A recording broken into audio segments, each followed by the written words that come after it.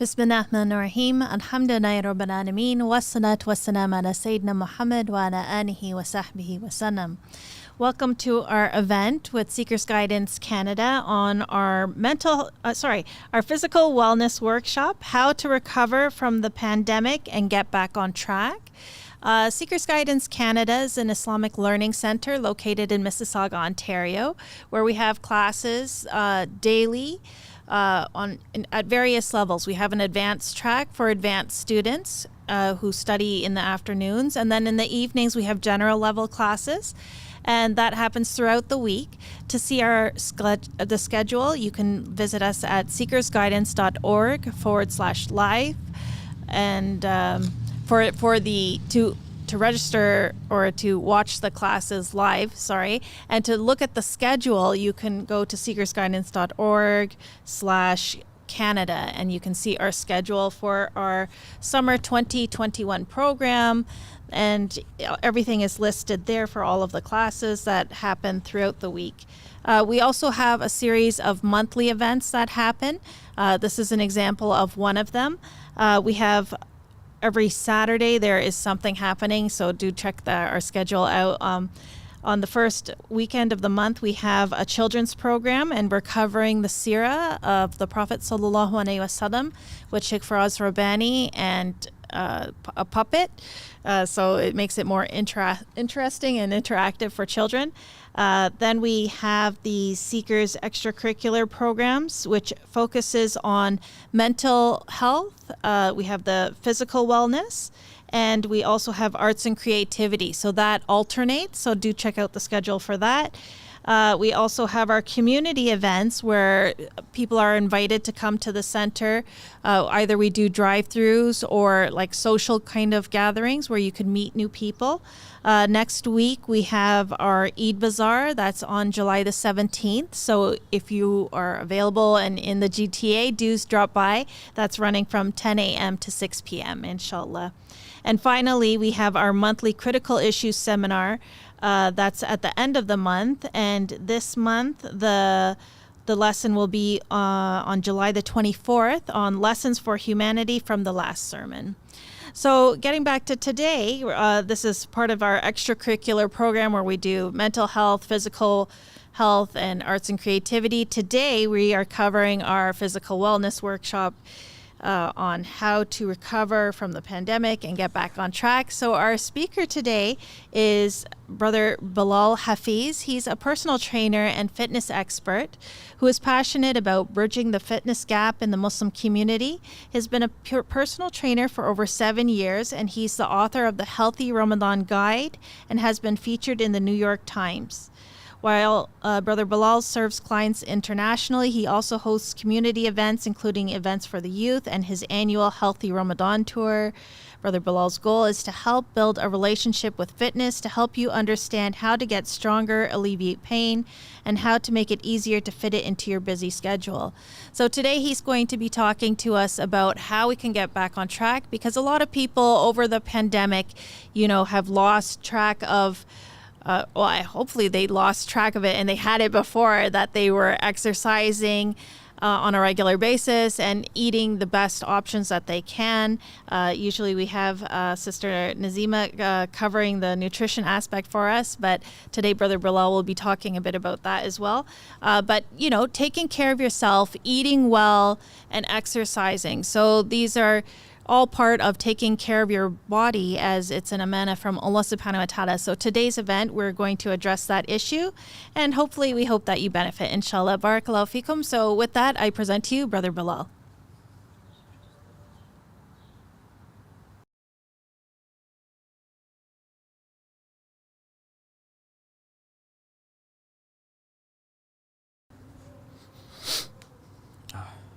Is that good?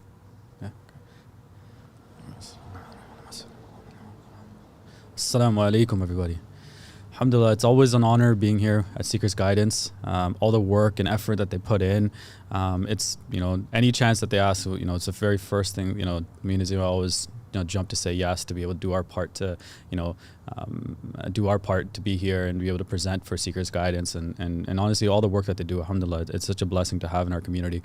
So today's topic was regarding, how to be able to get back on track, how to be able to, get on track for that matter, and how to be able to then be consistent, right? And especially in the time that we face now, that we've been doing for maybe the last year and a half or so, and it's probably going to continue on for a little bit longer. How do we be consistent, and how do we, stay on track? And how do we be able to reach those goals that we want to be able to reach, inshallah? So, obviously, depending on where you are in the world, you're facing COVID a little bit differently. Some of us might be in lockdown. Some of us might be just getting out of lockdown. Some of us might be free, depending on where in the world you are. But each one of them, but all of us have felt that same pain of having to stay at home for longer than we would have liked. Avoiding seeing people, having activities that we would otherwise wanted to do, being kind of taken away. And so, how do we find that motivation? How do we make sure that we get on track and then enjoy that process as well, right? Because it is difficult, especially for those of you who are now working from home. Your kids are at home as well. It gets very difficult. And it's a pain, and not pain, but it's a stress that I guess every homeschooler in the world has been trying to remind us of. And I guess now everyone understands how it feels to have kids and work at home and do everything all at once. So the one thing I would say is that, it's the mindset that's going to make the biggest difference, right?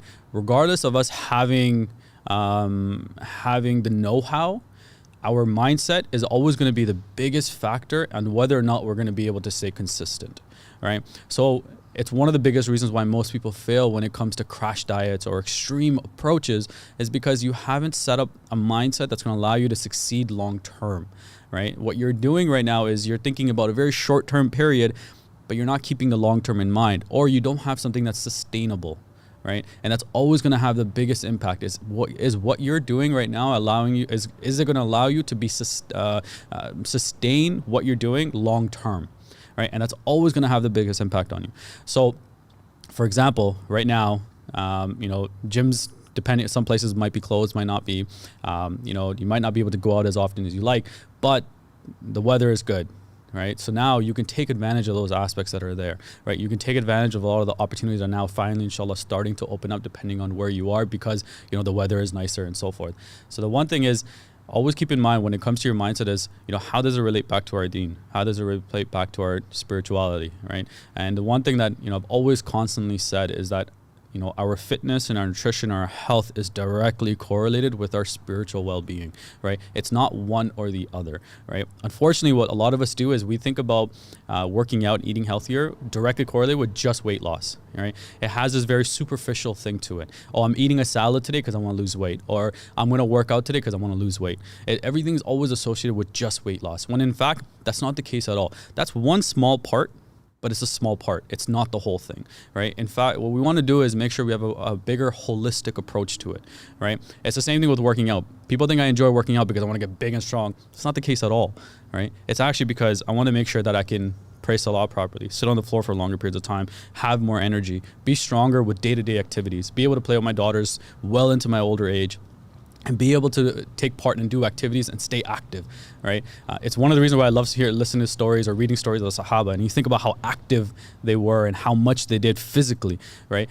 And it's just trying to replicate that, right? We don't live very active lives, right? We don't do a lot of things that are very active, right?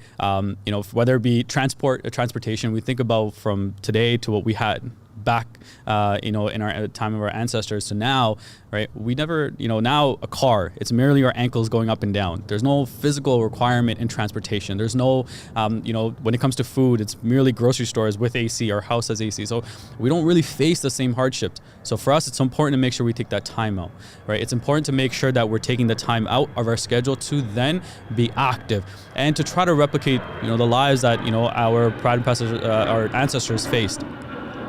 So it's saying that the one thing to keep in mind is, why are you being active? So one thing is, I have a company called the Healthy Muslims. Is the plane going to affect the mic? The plane's not, no, pick it up? Okay. Sorry, there's a plane going overhead, so it was kind of hard for me to even hear myself. Sorry. So I have a company called the Healthy Muslims. I run with my wife Nazima, and what we do is we have programs help build to help the Muslim community, the average Muslim, get healthier, lose weight, get stronger, get more energized, and overall start to feel better, feel healthier overall. So the one thing that, recently we had a group call, and what we were doing is, so what we do in the group calls is we like to kind of get some feedback on how the week's been going for everyone in the group. And so one of our brothers in there, one thing that he said was, so what we do is we do a wins and improvement, right? So what's one thing that you find to be a win so far this week or last week? And then what's one thing that you want to improve on?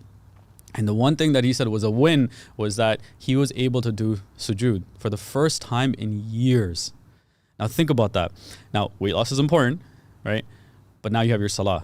If I can improve my salah, I think I'm gonna take that, right? And so hearing that, and it's not the first time I've heard it, so many other members in our program have said the same thing, that their salah and their focus and their ability to memorize has improved drastically, right? And that's not an accident, right? It's directly correlated with what we're putting into our bodies, how we're treating our bodies, right? So making sure we're staying active and eating healthy has a significant impact, right? So when I heard his story and him telling me that, his knees used to really bother him, and I already knew that from the original assessment that we do with all of our members when we first sign up, I already knew he had knee issues, and I kind of figured that doing sujood would be difficult for him based on some of the movements that we had already done. So I already had an idea, but he never really told me.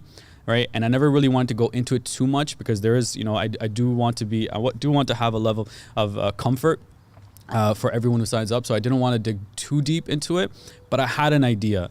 And then when he said it, and I'm like, alhamdulillah, that was probably one of the best feelings that you could possibly have, is that, and that's one thing I always try to remind people is that, and there's a lot of people that do struggle with that, right? They can't do sujood. They have issues even keeping their back straight when they go into ruku, right? And that's something I'm seeing a lot where people tell me that, having a hard time doing ruku or keeping my back straight when I go into ruku. And a lot of that is mobility, right? Not having, especially as you age, right? So our body starts to, our muscles, for example, break down at a faster rate as we age, especially after the age of 40. So increasing your protein intake and strength training, right? Working on your bones, working on your muscles, that has a huge impact on strengthening you and allowing you to have that level of flexibility and mobility for you to stay strong long term, right? So all of that plays a huge impact, right? So to kind of go back to what I originally said, working out and eating healthy is not just weight loss. That is an important factor, right? Weight loss is important. It does have a lot of health benefits on losing weight, right? But it's not the only reason why we do it, right? We also do it because we want to raise our energy levels. We want to be able to, improve our memory and our mental health as a whole, right? We want to make sure that, and then our spiritual side of it, right? And even when, Ramadan just passed and just not a few short months ago, right? It's the same thing that, helping, feet pain, lower back pain, and knee pain. It's something that becomes very common because you're doing extra stuff, right? But then how can you get rid of those aches and pains? How can you be consistent? And the only way that's going to happen is making sure that you're strengthening your body to be able to take on the demand. And that's always the most important thing. You're not working out to get big and strong. That's a nice side effect.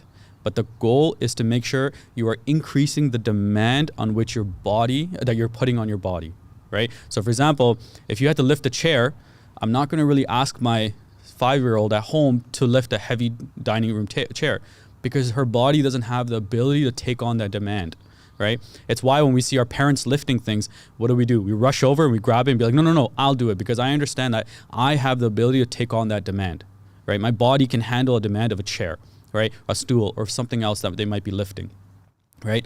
If they're picking up a pen, we don't go and tell them, oh no, I'll lift that pen for you because we know they can handle it. It's something very small, very light. But if it's something bigger, we usually take it away from them and we try to be like, tell our parents, our elders and uncles and so forth and aunts, no, we'll do it ourselves or we'll do it for you because we understand we got to take. So same thing comes across the board with everything that we do. We want to make sure that we're using our workout to make it easier, right? And so that way it doesn't drain you. So that way, if you did some sort of physical activity where you went for a walk, you're not coming home and be like, all right, day's done. I can't do anything anymore. I need to rest, right? And so that's one thing is important to keep that in mind. That's why you're going to work out. That's why you want to make sure you're being active. And with this beautiful weather, you have the ability to do it outdoors, even with the gyms being closed.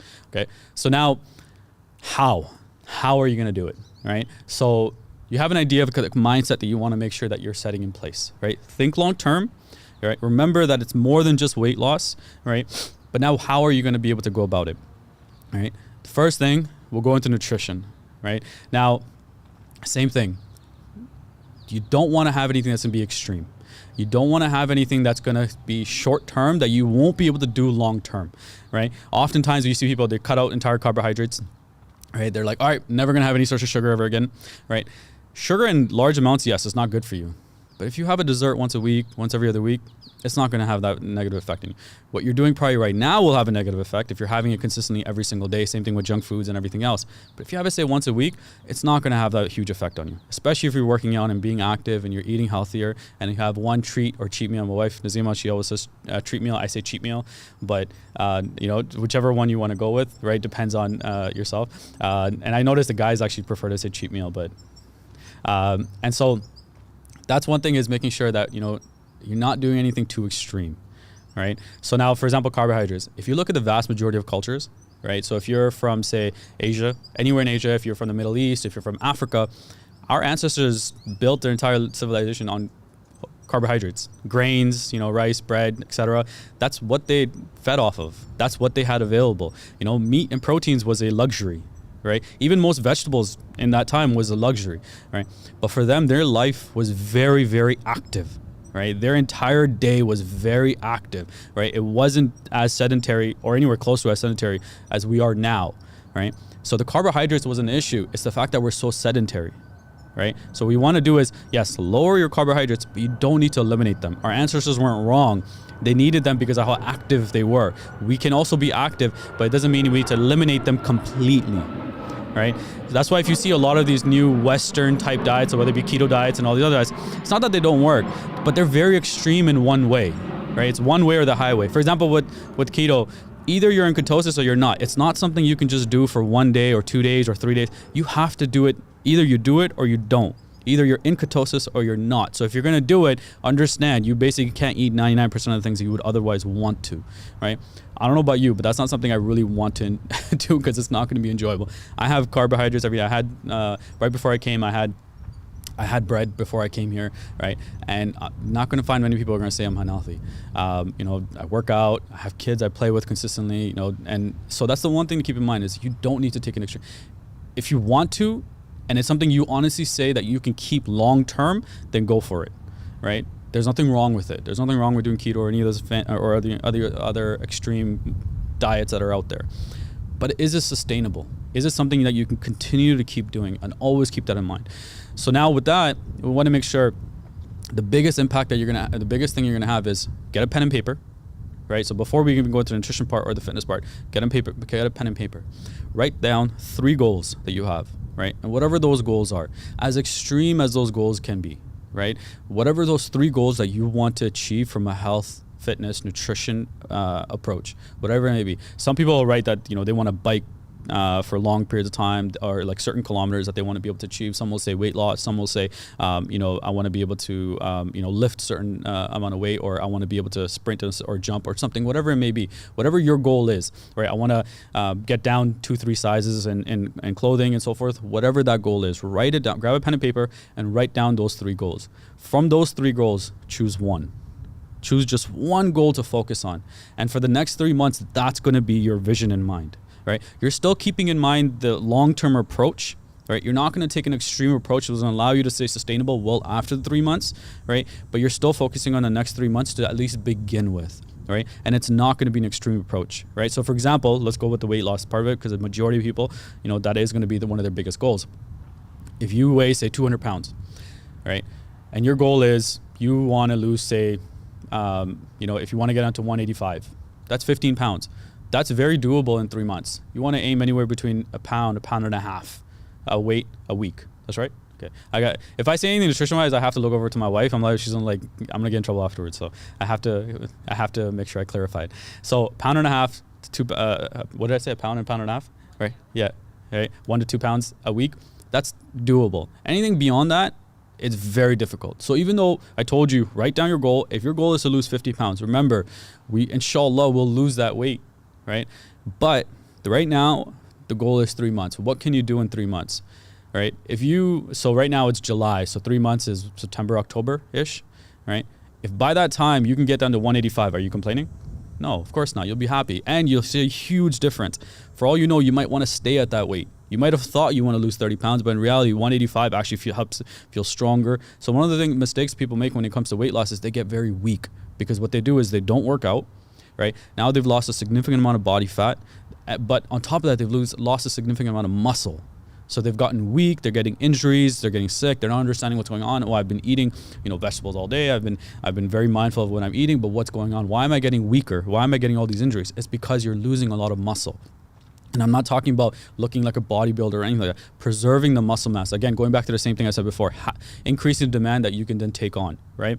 You need to be able to do that through strength training and through making sure that you're preserving your muscle through protein intake, and it's going to have a significant impact. And in eating healthier, but making sure that a workout component is there, right? So now you have your goals in mind, and say you have and you take one out of that, and you're going to focus on that for the next few months, right? Now from there, you're going to write down when you will be meal prepping. Right. And the reason why meal planning is so important, or having, meal prepping is so important, pick 1 or 2 days out of the week. Ideally, if you can do all the meals, it gets a little bit difficult, but at least lunch and dinner. If you can skip breakfast, if you can wake up a little bit earlier and have if you can make something in the morning, which most people can. If you can't, that's fine. Right. But at least having those 2 meals prepped for the week. Because what ends up happening is that when you're coming back from work, or your husband or wife or so forth, who was working, comes home, and now you're both at home, you're both tired, you're not in the mood to want to cook. So what are the 2 things you end up doing? Either A, you go to Uber Eats, which you should not be doing, because there's probably 99.9% of the time it's not going to be healthy, and even the stuff that seems healthy, it's not going to be healthy probably.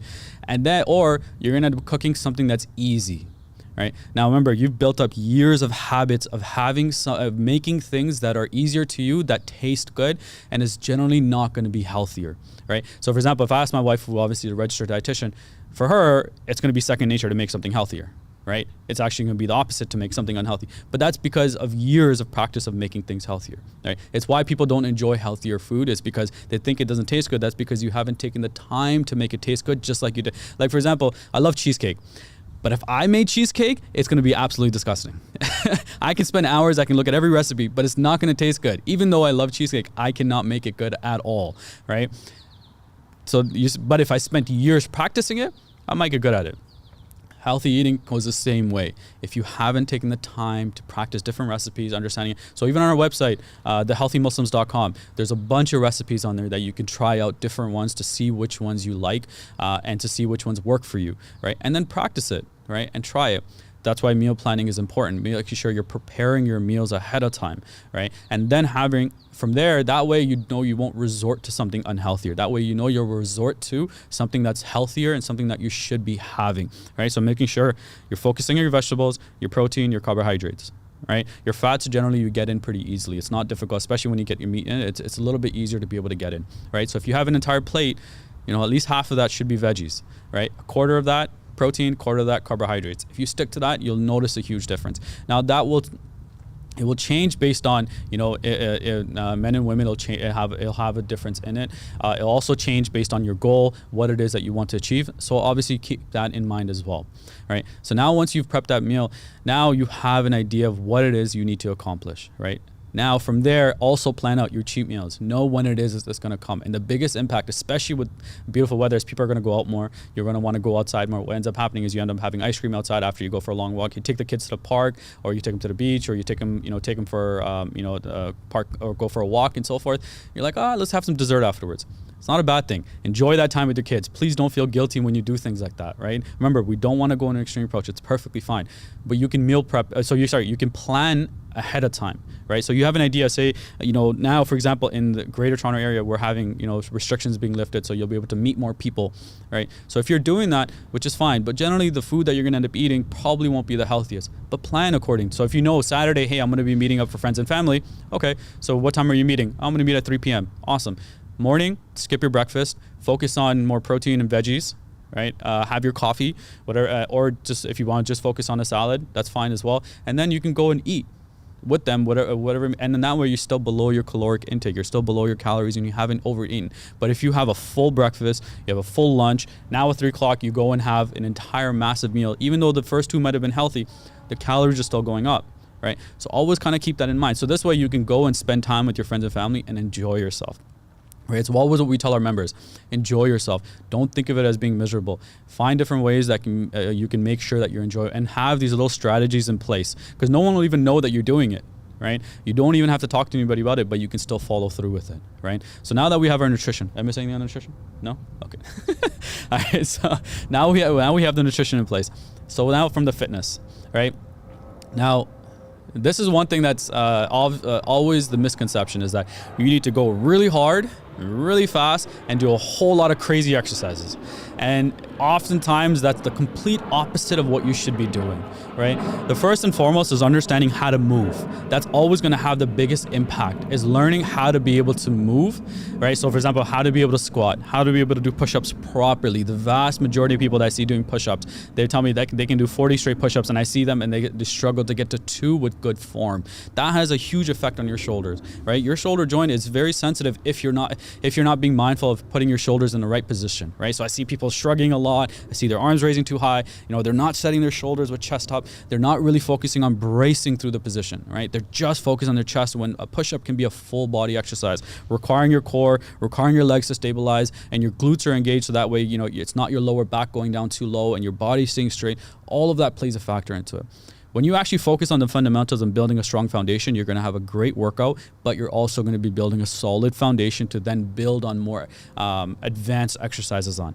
The problem is when people look on Instagram or YouTube or Facebook, they're seeing all these trainers or so-called experts doing all these crazy exercises. The vast majority of them, their workouts aren't built on those advanced exercises, right? Their workouts and everything are built on the foundation, right? The reason they're doing those is because it gets more views. When you see people doing clapping push-ups and doing all these jumps and crazy exercises, they're doing it because it looks cool on camera. But in reality, their workouts are not being based on those exercises, right? And if it is, it's a very, very small population. On top, either that, or they've already spent years building up the foundation, right? So remember, you got to start somewhere. Recently, we were in Quebec, and gyms in Quebec are open. One of the things I absolutely loved going into the gym was seeing people who were new. Because that moment of being able to see someone for the very first time walk into the gym, I absolutely love, because they don't even understand the massive journey that's ahead of them. That is a lot of fun to be able to learn through. That's one reason I always love getting new clients and new members to work with, is because when they're introduced to that foundation and they start to see those results kicking in. And that's the one good thing, is when you haven't worked out in a long time, or if you're new to working out, you're going to get results very quickly, especially if you do the right things, as opposed to someone who's been doing it for a long time, right? Because your body adapts. Right. So when you see people go through it, it's such a great feeling. And so that's the one thing to remember, is perfectly fine being new. Just make sure that you're focusing on building a solid foundation. Right. So now, how do you work out throughout the week? Now, you're going to see people tell you, oh, you got to do it 6 days a week, 7 days a week, 5 days a week. And you don't. Not at all. Really only need 3 days. And you don't even need 3 days. You need 3 hours. There's 160 something hours in a week. You just need 3 hours. And in fact, you don't even need 3 hours. You can do 3 45-minute sessions. So in reality, you need 2.5 hours, right? So in 2.5 hours, right, you're going to see great amount of results. Now, and out of those 2.5 hours, probably 15 minutes or so, 5 minutes each workout, it's going to be a warm-up. So in reality, your workout's probably 3 40-minute workouts, and you will see a great amount of results. Think about that. 3 hours, less than 3 hours, or 2.5 hours out of 168 something hours in a week. Right, 168, is that right? Okay. Right, think about that for a second, right? So break it down. Don't think of it as, oh my God, I gotta work out 3 days in a week. No, you don't. You're not working out 24 hours, right? You're not doing 48-hour workouts. No one does that. In fact, you're only doing 3 45-minute sessions, and that's it, in a span of 160 something hours in a week, right? 7 days a week, right? So for example, the one suggestion I always provide is get 2 weekdays and 1 weekend. Right? So if you do, say, Tuesday and Thursday after work, so say you get off work at 4 o'clock, have the mindset that your day isn't done. Your work day is done, but your day isn't done. So as soon as you get home for 4:30, 5 o'clock, right? Okay, I'm going to go into my workout. If you can change at work into your workout clothes and step out home and then jump into it, or if the gym's open up and you go straight to the gym, that's 2 days a week. That's it. And then from there on a Saturday afternoon, generally Saturday is a little bit quieter for most people. Before the family and friends want to meet up and do stuff, just get the workout in 11, 12 p.m. before the or after the 45 minutes, and that's it. You're done, right? And We all know, no one ever regrets a workout. No one's ever said, oh man, I wish I didn't do that workout.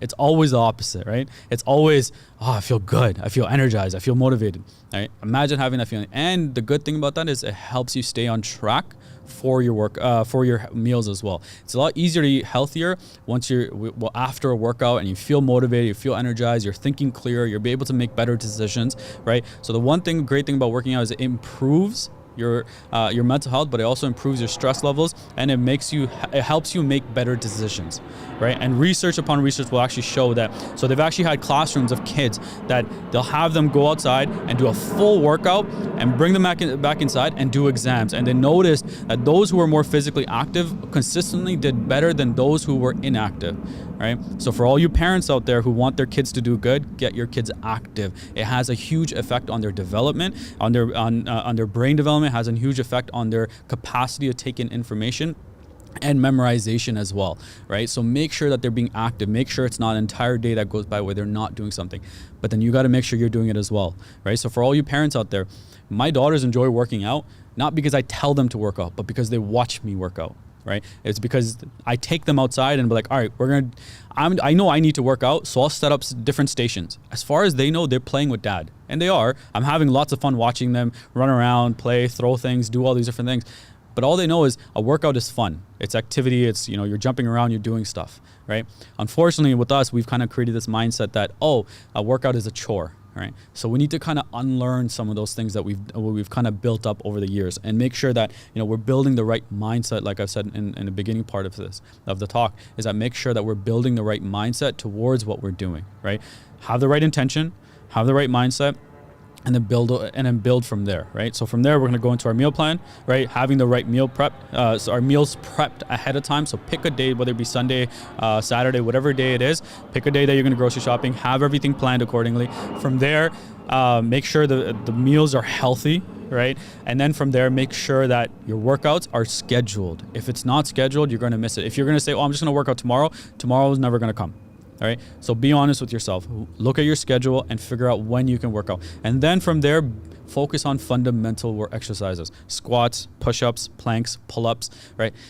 Even if you don't have an elaborate workout program, right? If you can just focus on those 4 to begin with, you will see a good amount of results, right? Focusing on that, on those, but making sure you have some sort of mobility. And then from there, pick 2 days that you can do cardio. So you already had 3 45-minute workouts, which is about 2.5 hours out of 160 something hours in a week. And then from there, 2 days that you can be active. Now, when you be active, anything, right? So if that's hiking with your family, family, wife and kids and so forth, or being outside, taking them outside and being active, or going for a bike ride, whatever it may be, just finding things to raise your level of physical activity, especially in the warm months. For those of you who live in colder climates, we know we only get like 3, maybe 4 months of this. Take advantage of it before September's around the corner and fall comes, and then we're all bundled up and we start going back inside. All right, so take advantage of the warm weather that Allah's blessed us with, that we can then go outside, because then we know sooner rather than later, unfortunately, we're going to be back inside because it's too cold to go outside. So take advantage of it as much as you can and get outdoors. Now, as you and I obviously have programs that work with people from all around the world, and everything is done online, everything stays confidential, and and we always see that the best is with husband and wife. Our best results are always with husbands and wives across the board. You'll always have one-offs where you see the motivation with individuals, but husband and wives, we just seem to see that because you're able to feed off each other and you can't blame each other.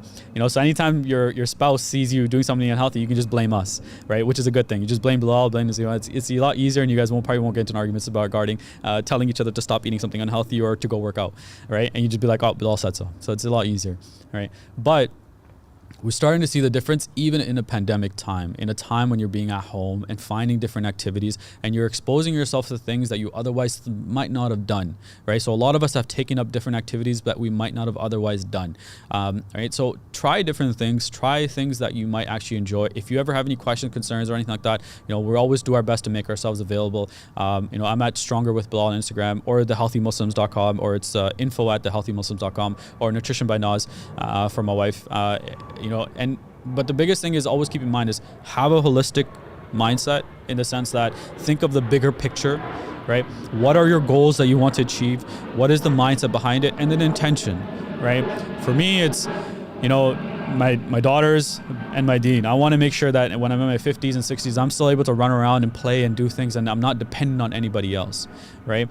But at the same time, I want to make sure that, I don't get tired when I'm sitting in salah. I want to make sure I can sit in tashahhud position. A lot of people struggle sitting in that position, right? And for most people, it's because of lack of mobility in their ankles, right? Is they don't have the strength in their feet to be able to go into that position for a long period of time. Their knees you don't have the mobility in your hips for your knees to stay in that position. And so your knee starts to bother you, right? It's not that you're getting older. It's not because it is what it is, not genetics. The 99.9% of the time, it's going to be because you haven't taken the time to correct it, right? You haven't taken the time to really work on strengthening the muscles, mobilizing and making them more flexible. So keep that in mind. If you really want to improve your salah, if you want to improve your focus and be able to be in that moment, then you need to make sure you're working on your body. It's a gift from Allah. It's important for us to make sure we're taking care of that gift, right? It's never going to go anywhere. We can replace our clothes and cars and shoes and everything else we want, and our homes and everything else. The one thing we can't replace is our body. It is what it is. It's what we have, and it's a huge blessing. And the good thing is the vast majority of us have the opportunity in front of us to be able to make that change, right? So now the decision is up to you, right? Are you going to continue doing what you were doing, or are you going to really take that step forward to really make that change, right? So, if you need help, if you need that accountability, the reason why most of our members really love what we do is because that accountability is there, right? So if you do want that accountability, we're always there. If you just want to ask questions on how to get started on yourself, that's perfectly fine. We'll do our best to help you with that, right? If you want to read articles and figure out different recipes and how to get started for working out and stuff like that, you can visit thehealthymuslims.com as well, right? But the goal is just start. Wherever it is that you do it, just start, right? You won't get anywhere until you don't start. Take that first step and the rest of it comes, right? Motivation isn't something that's just going to magically appear, right? Motivation starts with action. First, take that first step, and then everything else will start to come after, inshallah. So should we jump into Q&A? Sorry, I just want to clear. Can we jump into Q&A? Yeah?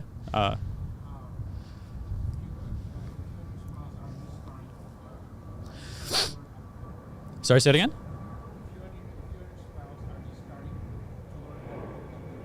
Yeah.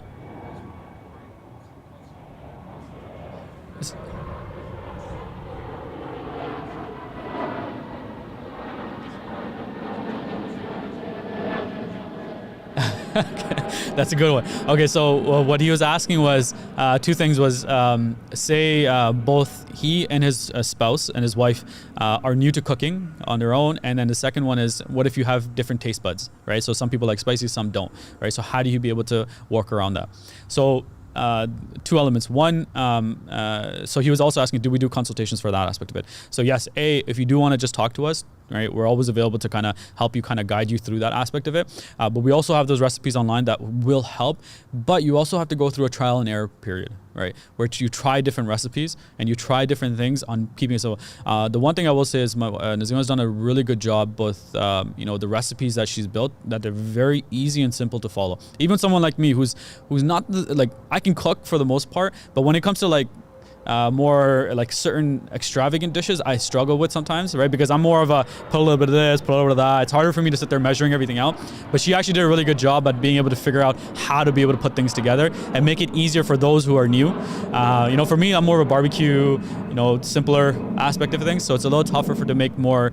So, she did a really good job at making it simple. So I think that you would actually really enjoy going through that. And if you have any questions or concerns regarding those recipes, message us and inshallah we'll walk you through that. Now, when it comes to having different flavor profiles, like when it comes to your palate, that one's a little bit trickier, right? But again, finding a balance in between, right? So for example, if one person likes spicy and the other one can't handle it, lower the spice, but then on your dish only, then you can raise the spice. Right? So that way you're kind of finding that balance, right? Because it's easier to put more in than take it out, right? So same thing if someone likes a little bit more salt and someone that doesn't, it's easier to always add salt than it is to take out salt, right? So that element kind of does play a factor. Did I miss anything for that?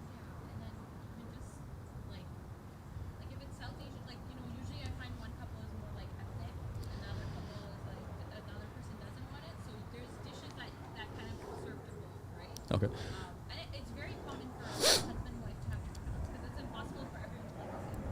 So So I'll sit in the mic. So one thing that my wife was saying is that it's very common for people to have, for spouses to have different palates in that sense, right? And then to make sure you're finding dishes that kind of meet the needs of both, right? Yeah, you don't. Yeah, so cooking 2 different meals gets a little bit tougher. So making sure, but again, it's exploring, right? It's finding different stuff. You got to experiment. You'll be surprised what you like and don't like. A lot of people think they don't like healthier food because they've never really had proper healthy food that actually tastes good and done properly, right? Because they've just had like bland chicken and bland broccoli and with no flavoring of any kind. They're just like, oh, this is what it's, which is not the case, right? You can actually have a lot of flavor. Like I'm big on spice and I'm big on flavor. So if you ever look at my food, it tastes really good, right? So that's one thing, is trying different things, right? There's certain things that we made I'm not a big fan of, right? And some things I absolutely enjoy, right? And I think everyone's like that, right? But it's experimenting different things. Right? Questions? What are your thoughts on intermittent fasting? So this is actually a really popular question. Intermittent fasting is great. So the one thing is, Ramadan, without being asked, without being told, Muslims around the world have already done the research on intermittent fasting. We've already proven that you can fast for 14, 15 hours and still gain weight.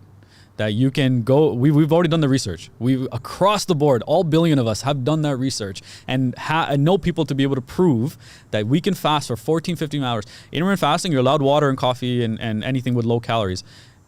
Actual fasting, Ramadan fasting, there's 0 of anything. So we've proven that you can go to the absolute extreme of having absolutely nothing for 14 to 16 hours and still gain weight. So that's the one thing. So those people who say that, oh no, you can, you're gonna lose weight, just you can eat whatever you want in the eating window and then don't eat anything else. No, we as the experts in this field, as Muslims are the experts in fasting, since our Prophet ﷺ has been telling us to do it for so many years.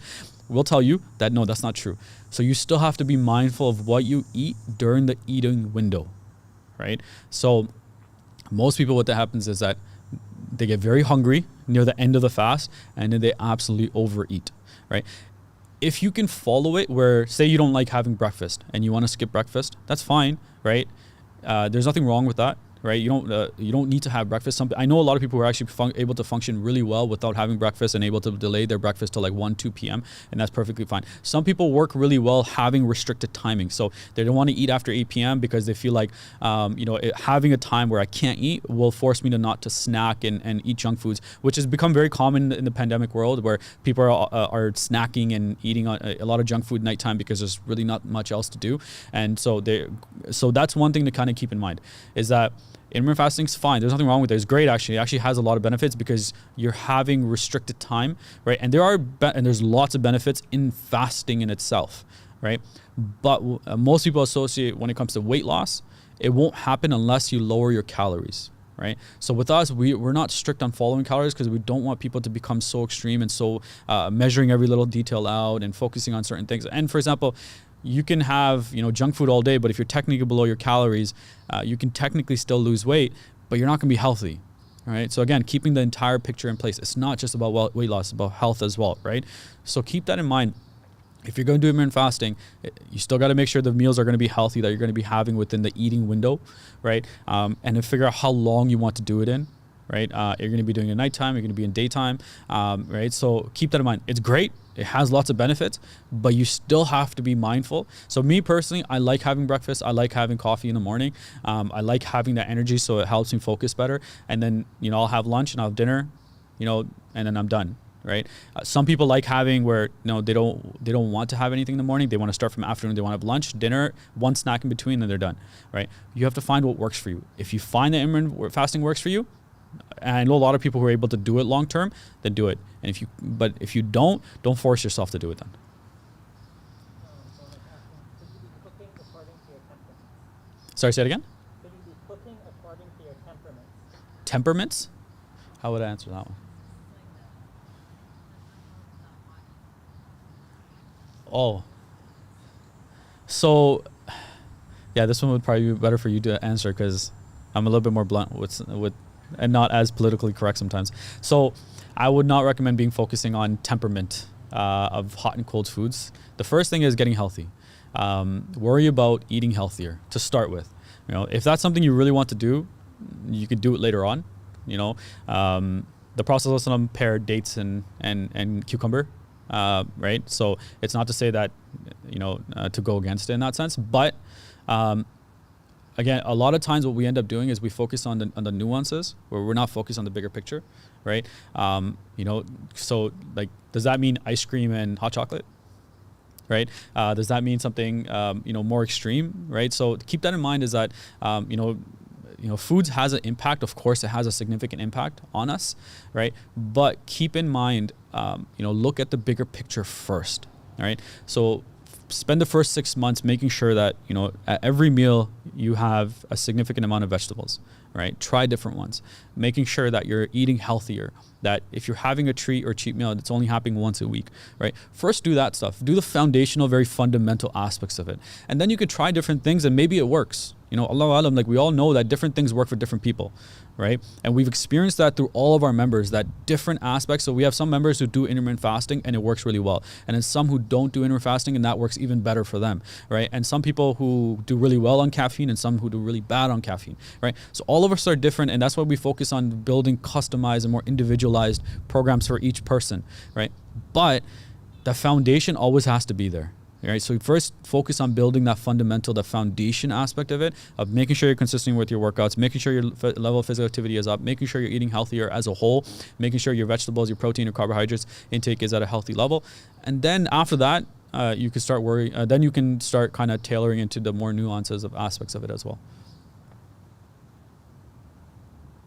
The next question is, can you suggest activities for people with different abilities, for instance, lower limb injuries?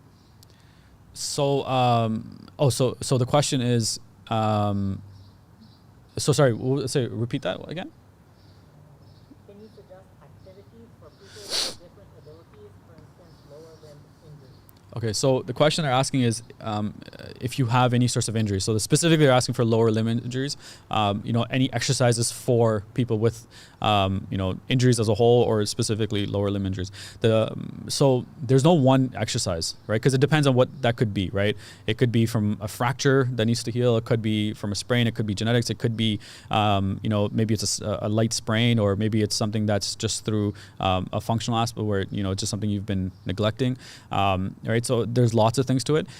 So I guess that would be, if you want to message me on Instagram or send me an email, because that's something more personal. It's something that it depends. There's no one answer to it, right? Because I can't give you just one exercise. It could be strength oriented. It could be mobility, flexibility, stability, right? It could be any of the above. So I would have to know what specifically, the injury is, or what exactly is there for me to be able to walk through it in that sense. But it's a good question though, because it's something that a lot of people do face where they have a lot of injuries, and how do you work around it? So that is a good question though. The next question is, how do you mix the Prophet diet with ours, considering he was from a different time and lifestyle? That's a good question. That's something that I've actually been thinking about a lot lately, and it's something that we've been thinking about from a book aspect as well, to really try to tackle it. Because if you read you read Imam Ghazali, you read a lot, and you start to learn a lot of these different aspects. Of course, we live in a different time. To be able to do everything Prophet ﷺ did is impossible for any of us normal humans to be able to do, but we obviously want to strive, right, and try to do our best of our ability. I don't think most of us can live off of dates and water, which Prophet ﷺ did a lot of. So, but there's still a lot of sunnah foods that we can then go towards, right? So obviously we know dates, water, milk, pomegranates, olives. Yeah, right. Yeah. So that's one thing is, Nazim was mentioning actually, is having that lifestyle approach, right? Not overeating. We know the three components that are broken into: food, air, water, right? Not filling yourself up. Eating with your hands. I love eating with my hands. I actually don't like using spoons and forks. Sometimes I'm forced to at restaurants. So, taking on a more, the bigger picture of it, right? It's going to be tough for us to obviously follow the exact way that the Prophet ﷺ may have ate, but what we can do is focus on the bigger picture of it, right? So focusing on the Sunnah foods that are there, right? The dates, olives, pomegranates, and we have like an entire list actually for it if you guys want. And then from there, figs, and there's lots more. And then making sure that you're keeping in mind of the 3 portions, right? You're not overeating, right? You're not eating where constantly it's not just for enjoyment. Like, enjoy your food, but it shouldn't always be where it's, you're just eating because you want to eat. Right, there should be a level of balance in between where you're enjoying your food, but you also understand that there's limits to it as well, right? So inshallah that kind of answered that. That is a tough question. It's something I'm trying to tackle. So inshallah, be able to come out with something that could probably answer that question better. I would need to work with scholars, so I'm not going to work on it myself at all. I need scholars to help me on that one for sure.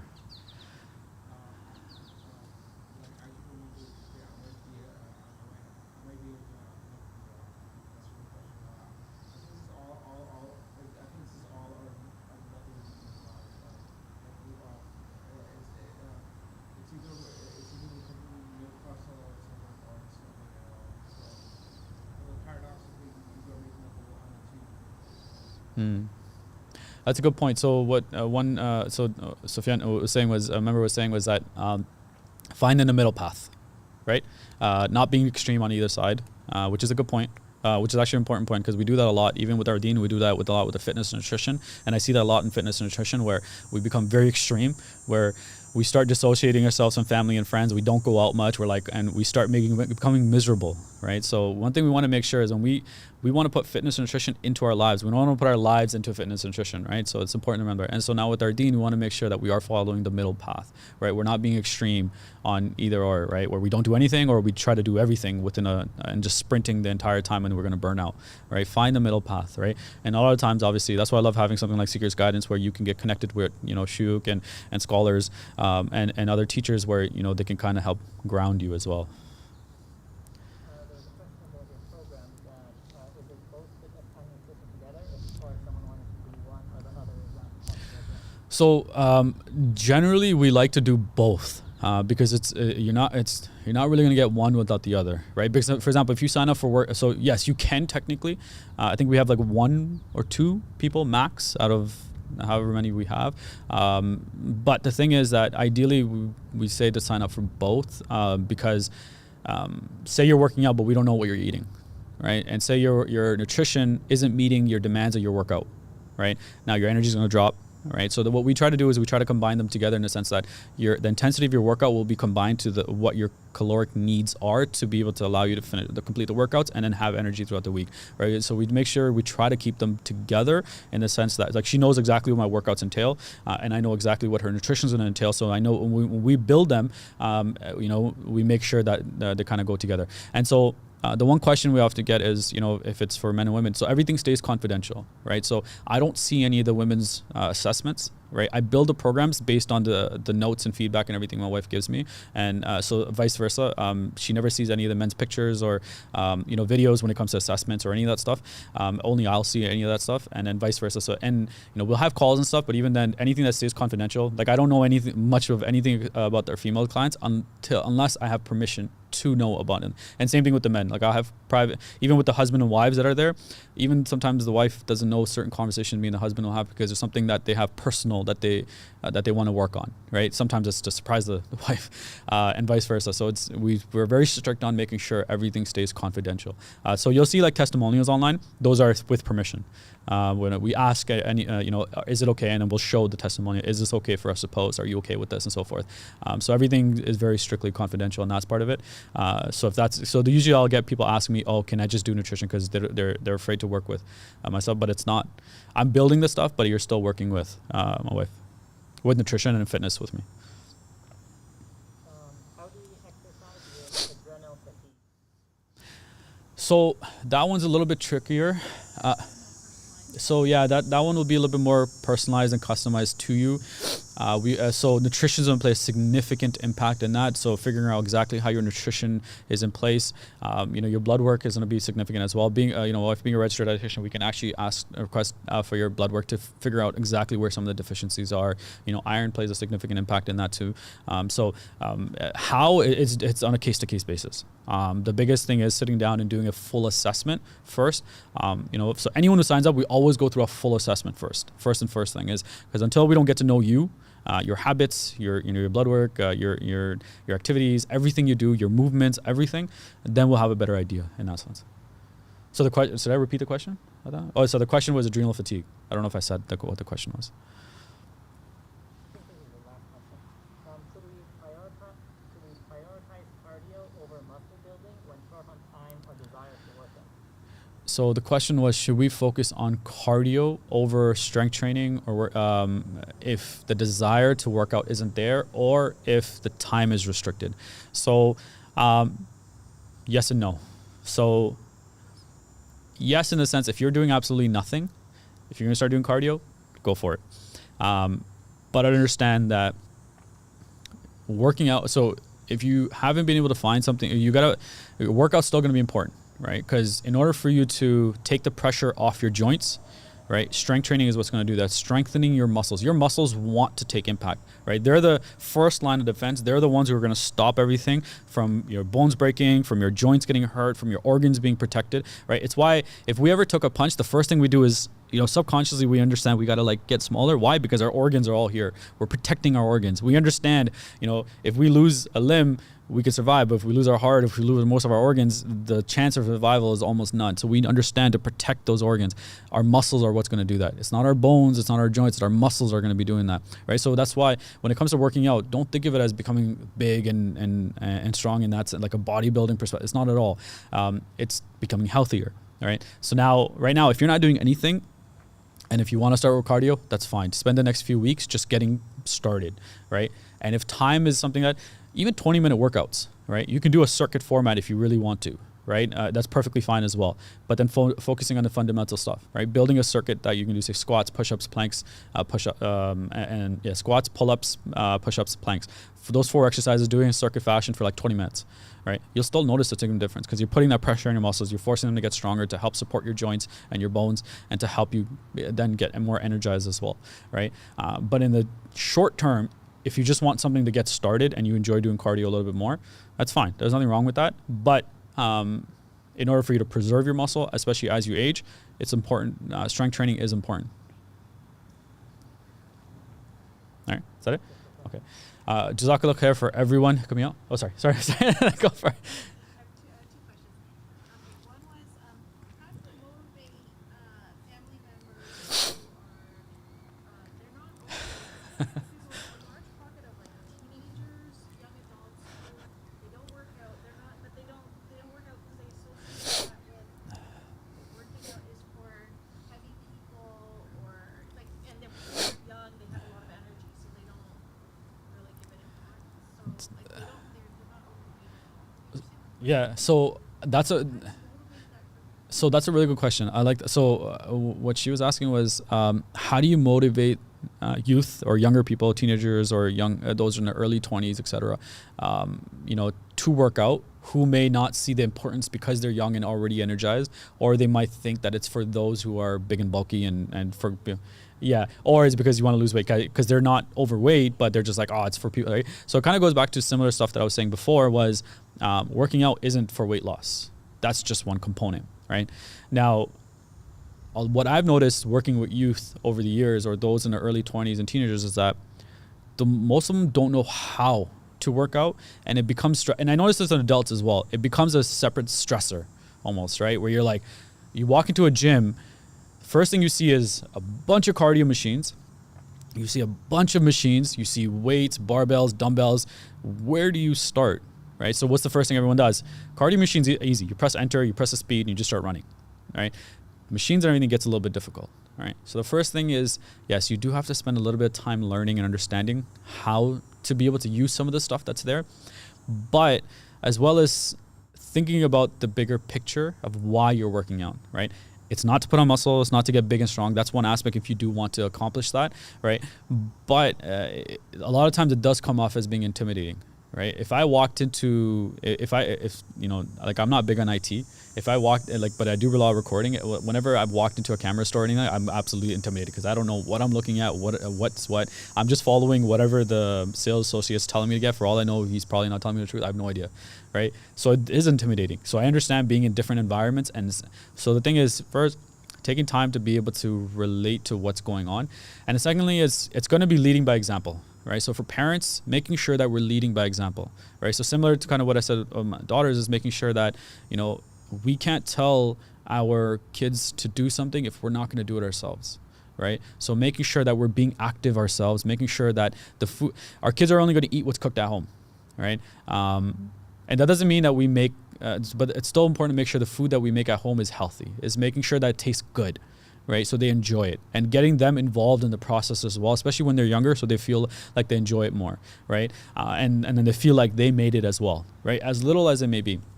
For those that are younger, you know, being more active with the family, right? And hiking and travel, like doing different things outdoors and getting them to be a little bit more active, right? Because they themselves will understand that, hey, I want to get faster. I want to do more bike rides or be able to do a lot of this stuff long term. And they'll start to see it. But if they kind of grew up in more, you know, where they're not being pushed from that physical aspect of it, right? Or they're not seeing it at home, then they're going to be less likely to do it, right? So the biggest thing is, especially for youth, it's hard to explain to them about when they're older, because when you're younger, you're invincible.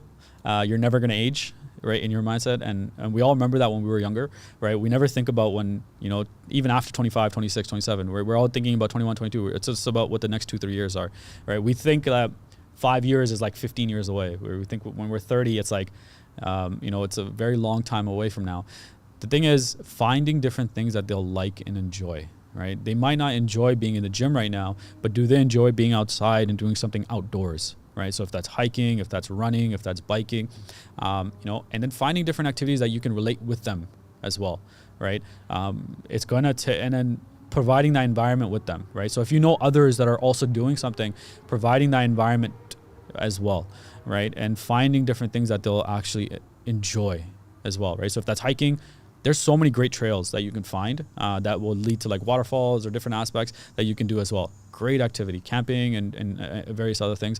And then finding someone that can help them in the gym that they might be willing to be open to, right? And then for those who are young, try different stuff. You never know what you'll like. You know, especially as Muslim men, I have always said, you know, we should be healthy and strong. And I'm not talking about being a bodybuilder. I'm talking about just healthy, functional, and strong. And you see a lot of our teachers actually promote that, right? You see a lot of our shuyukh and our ulama, you know, tell us to be healthy and strong. And there's a purpose behind it. It's, you know, we think about like trying to memorize, right? Working out improves our memory, right? So even if it's not the workout itself, go back to the original thing, right? Islamically, you know, if you think about the Sahabas, you think about how strong they were, right? That's kind of for me, that's always been motivation, right? Think about the Sahabas and think about their strength. It's always what's kind of motivated me. But so you're going to always have to find different things to kind of keep yourself motivated as well. Yes, Sofian, sorry.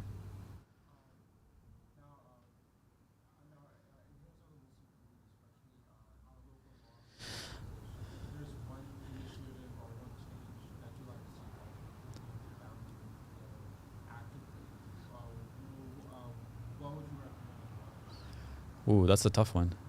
So he's asking if there's one change I would bring to like masajids and centers and stuff that can kind of bring the community together. I don't know. You would have to ask the leaders actively, or like from a physical, like fitness and nutrition wise. That's okay. So yeah, okay, that makes it easier. So that's a good question. So he's asking from a fitness and nutrition perspective, what can we do in our communities to be more kind of coming together when it comes to getting more of the community involved. So initiatives like this are really important. Obviously, because of COVID, it's been held back a lot, you know, but having different initiatives that people, you know, whether it be workouts, whether it be outdoor workouts, whether it be talks like this, where they can, you know, relate to some of us and ask us questions. Because obviously for us, I grew up in a, you know, like my parents are both from Pakistan. Like I grew up in very, you know, Pakistani type food mentality, you know, sports wasn't something that was big. I only played with my brother and my cousins. That's all I played with. It wasn't getting involved in organized sports or anything like that. I didn't grow up with that mentality or anything. anything, right? It was just, being around friends and family and kind of trying to figure it out myself. But now we have the avenue that we can do that in our center. So if you want us, for example, to come out and talk to the community and do the initiatives, we always try to do our best to try to make ourselves available. And then you'll start to kind of see from there. And I've seen it a lot of youth. Like I've known some kids that are like in their 18, 19, I've known for 5-6 years, and I see them 4 or 5 years later and I'm like, absolutely, like they're strong, they're healthy. And it's all stuff that they started asking me like 4 or 5 years ago. And I didn't work with them. I just talked to them. I told them stuff that they can do. And then they just started doing it. Right. And so a lot of it, you never know where that inspiration can come from. So, sorry, did that answer your first question that you would ask? Yeah. Okay.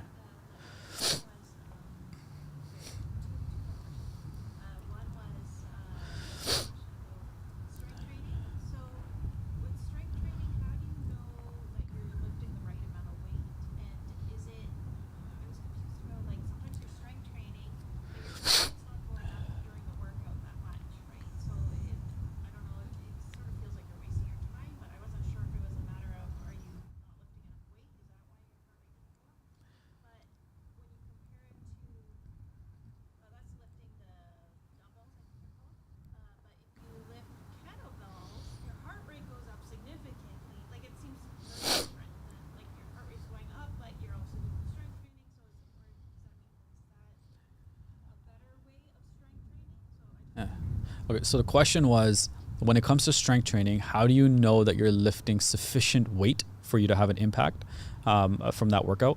And your heart rate doesn't go as high when you're doing strength training as opposed to, but when it comes to dumbbells, it's a lot lower than what it is with kettlebells. Kettlebells, it goes up significantly, right? So the one thing I'll say, kettlebells are a lot more dynamic, right? They require a lot more muscle groups, right? So dumbbells, for example, they're able to isolate a little bit more, or they focus on one muscle group.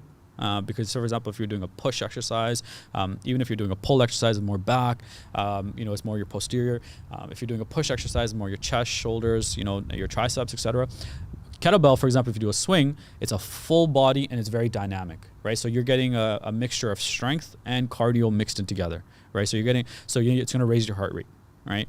Now, that's not to take away from the fact that dumbbells won't have the same benefit. It just won't raise your heart rate to the same amount, but it doesn't necessarily mean that you're not getting results from it. It could mean that you need to raise the weights and to push a little bit. So, for example, the one thing I always say is when it comes to understanding weight, so for example, if in your program it says 10 reps, right?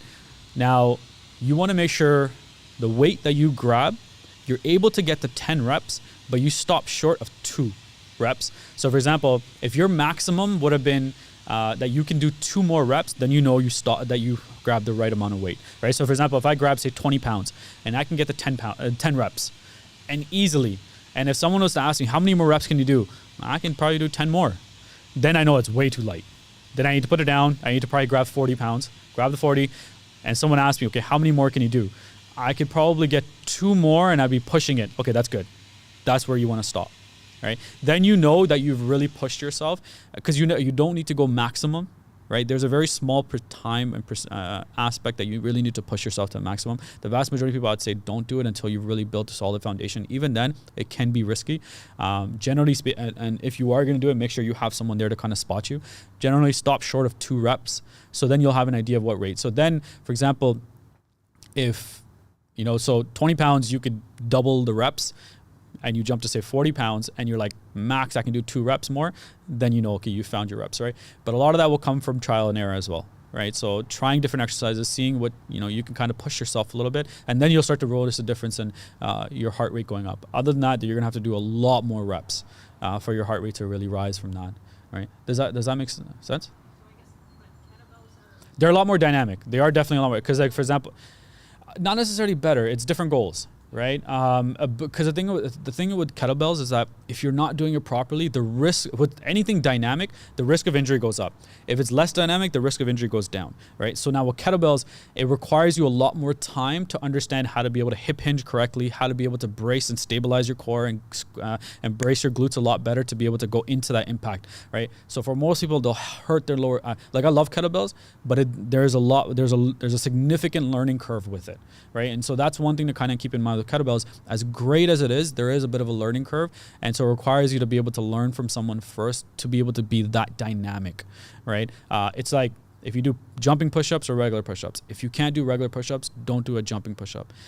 If you can't do a proper hip hinge, right, don't do a kettlebell swing because you're probably going to hurt yourself. First, learn how to hip hinge correctly, keeping your back straight, driving from your hips, squeezing your glutes, legs into the ground, feet into the ground.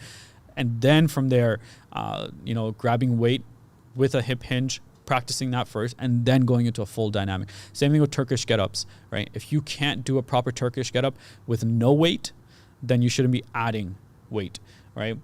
So that's all. It's steps, right? Building that foundation and then working your way up, right? So that's one thing is dumbbells are a little bit safer because they're not as dynamic, right? They're a little bit more stationary, but as you get better, then you can try different things and add more to it, right? But it's not to say one is better. It's just that they're different. They're both good. Barbell, I love barbells. I use barbells a lot. I actually prefer barbells, especially for building foundation, because you're both sides. So for example, if you do a squat, it's being held on both sides, or a deadlift, it's able to stabilize a lot better. But each one is important. They all have their own aspects to it. You just got to respect each one and just keep building on that foundation through it. Did that answer?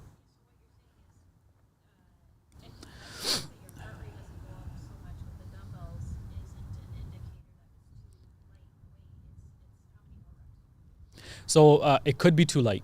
So the one thing is, like, for example, if you're getting so it should go up. It probably won't go up as much as when you're doing, say, a kettlebell swing, right? Because it's so much more dynamic. You're utilizing so much more. And it also depends on the exercise, right? So is there a specific exercise you had in mind?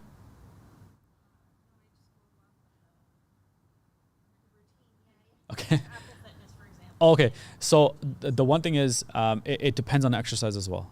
Right. So, for example, to go back to the swing, a kettlebell swing is a very dynamic exercise. It requires almost every muscle in your body to activate in order for you to get. So now, the more muscle groups you use, the more you're going to see the results, right?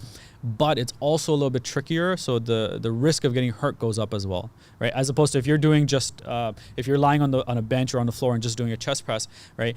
The risk of injury is a little bit lower. Right? Because it's not as dynamic. It's not using multiple muscle groups, right? It's using your core, obviously, but it's focusing more on shoulders, chest, triceps, right? You'll feel a little bit in your back, but that's primarily what it's focused on. So it won't be as dynamic, so the risk of injury will drop. It's not to say one is better than the other. It's just that, as you build a foundation, you'll notice a difference. But same time, most people might not have the weight available either to go any more heavier. So for example, if you only have weights up to 25 pounds, right? But you need 40 pounds and you don't have it, then what the goal should be is you can get bands to attach to make it a little bit, add more resistance to it, or you can do more reps to then tire yourself out a little bit more. Does that make sense? Yeah? Okay. So.